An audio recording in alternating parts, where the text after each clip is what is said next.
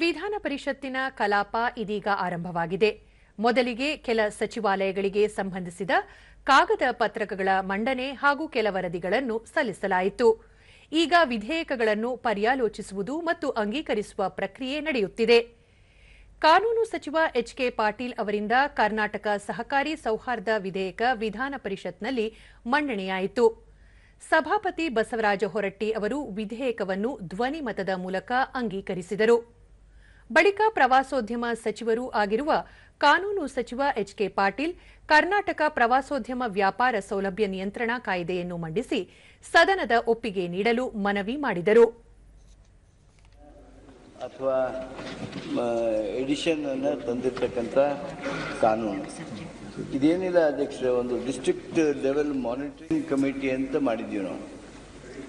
ನಮ್ಮ Karnataka tourism trade facilitation and regulation amendment bill ಮೂಲಕ ಅದರಲ್ಲಿ ಈ ಮಾನಿಟರಿಂಗ್ ಕಮಿಟಿ ಏನಿದೆ ಅದು ಹೇಗಿರಬೇಕು ಅನ್ನೋದ್ರ ಬಗ್ಗೆ ಸ್ವರೂಪ ಇರಲಿಲ್ಲ. DC is to head the committee ಅಂತಿತ್ತು.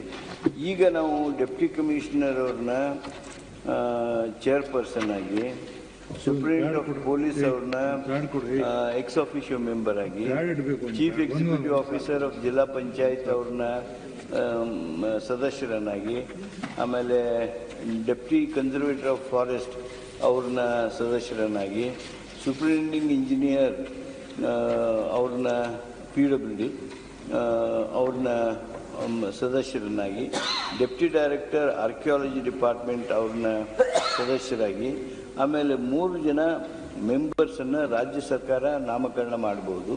ಹಾಗೂ 3 ಜನ ಮೆಂಬರ್ಗಳನ್ನು ಡಿಸ್ಟ್ರಿಕ್ಟ್ ಕಮಿಟಿಯವರು, ಆ ಸ್ಟೇಕ್ ಹೋಲ್ಡರ್ಸ್ ಅವರೆಲ್ಲ ಏನಿದ್ದಾರೆ ಅವರ ಕ್ಷೇತ್ರದಲ್ಲಿ ಇರ್ತಕ್ಕಂಥವ್ರಿಗೆ ಅವರು ನಾಮಕರಣ ಮಾಡಿಕೊಳ್ಬೋದು. ಈ ಎಲ್ಲ ಆದ್ದರಿಂದ ಇದು ಡೆಪ್ಟಿ ಡೈರೆಕ್ಟರ್ನ ಸೆಕ್ರೆಟರಿ ಮಾಡಿದ್ದೇವೆ. ಈ ಕಾನ್ಸ್ಟಿಟ್ಯೂಷನ್ ಆಫ್ ಕಮಿಟಿ ಏನಿದೆ, ಈ ಕಾನ್ಸ್ಟಿಟ್ಯೂಷನ್ ಆಫ್ ಕಮಿಟಿಯನ್ನು ಮಾಡಿರ್ತಕ್ಕಂಥ ಈ ಒಂದು ಬದಲಾವಣೆ, ಇದನ್ನು ದಯಮಾಡಿ ಒಪ್ಪಬೇಕು ಅಂತೇಳಿ ನಾನು ತಮ್ಮಲ್ಲಿ ಅರಿಕೆ ಮಾಡ್ತೀನಿ.